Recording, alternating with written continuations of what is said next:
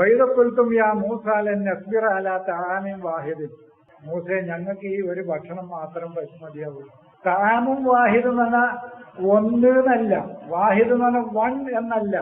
നമ്മെ ഒന്നിലേക്ക്, ഒരു യൂണിറ്റിയിലേക്ക് മനുഷ്യകുലത്തെ മുഴുവൻ നയിക്കുന്ന അറിവ് ആണ് അവന്റെ അള്ളാഹുവിന്റെ ഫുഡ്. അതാണ് വാഹിദ്. വാഹിദിൽ നിന്ന് അഹദിലേക്കാണ് മനുഷ്യന്റെ യാത്ര.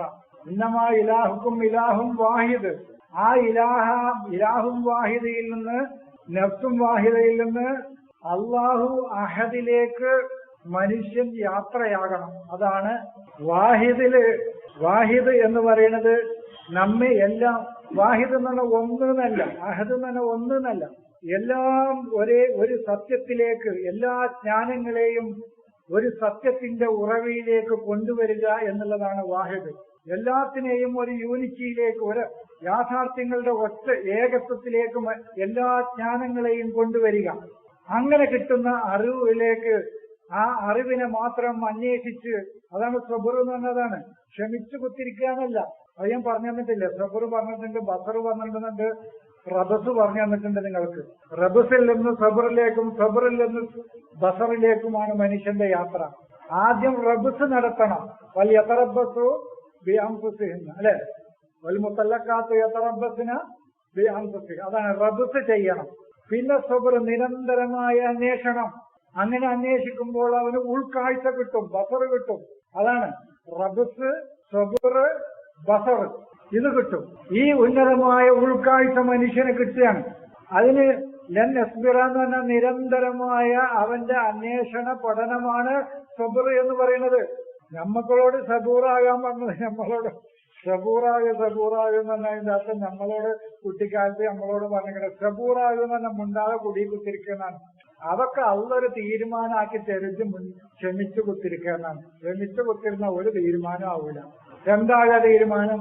നമ്മൾ വീട്ടിൽ നമുക്ക് പ്രതിസന്ധി വന്നു ജീവിതത്തിൽ, സബറായി വീട്ടിലിരുന്നാൽ എന്താ, ആ പ്രതിസന്ധി വർദ്ധിക്കാന്നല്ലാതെ അതിന് പരിഹാരമാവില്ല.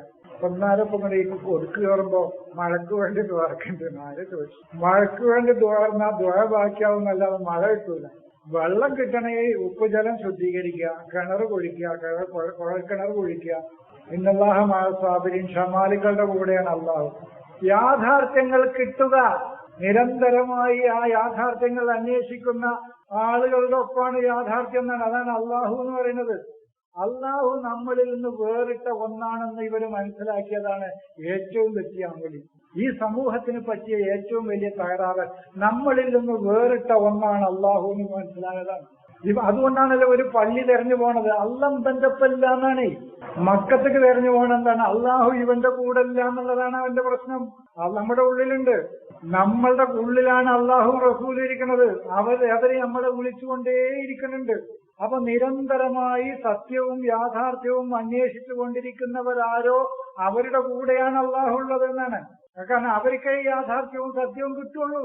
അവരല്ലാത്തവർക്ക് അവരുടെ ഉള്ളിൽ അള്ളാഹ് ഉണ്ടെങ്കിലും അവർക്ക് അതിനെ കാണാൻ കഴിയുന്നില്ല. നമ്മുടെ സമൂഹത്തിന് പറ്റിയ, എനിക്കും നിങ്ങൾക്കൊക്കെ പറ്റിയ ഏറ്റവും വലിയ അമളി അള്ളാഹു നമ്മുടെ കൂടെ ഇല്ല എന്നുള്ളത് മനസ്സിലാക്കിയതാണ്. അതുകൊണ്ടാണ് നമുക്ക് നുണ പറയാൻ തോന്നുന്നത്. പള്ളിക്ക് പോകുമ്പോഴേ അള്ളയുള്ളൂ എന്നാണ്. നമുക്ക് തെറ്റ് ചെയ്യാൻ തോന്നുന്നത് എന്തുകൊണ്ടാണ്? അള്ള നമ്മുടെ ഒപ്പം ഇല്ല എന്നാണ് ഈ ധാരണയാണ്. കാരണം പള്ളിയിലോ മക്കത്തോ ആണ് അള്ളാന്നാണ്. നിങ്ങളെ എനിക്ക് വഞ്ചിക്കാൻ തോന്നുന്നത് എന്തുകൊണ്ടാണ്? എന്റെ കൂടെ അള്ളല്ല എന്നാണ്. ഈ ചിന്തയാണ് മനുഷ്യന് പറ്റിയ ഏറ്റവും വലിയ അമളി. ഈ ചിന്ത മനുഷ്യനുള്ള ആളുകളിൽ നിന്ന് തെറ്റു വരൂല. അവനിൽ നിന്ന് നന്മയെ വരുള്ളൂ, അവനിൽ നിന്ന് പുഞ്ചിരിയേ വരുള്ളൂ. അവന് ഒരാളോടും പകയൊന്നും ഉണ്ടാവില്ല. അവനിൽ നിന്ന് സ്നേഹമല്ലാതെ അവനിൽ നിന്ന് പുറത്തേക്ക് വരികയില്ല.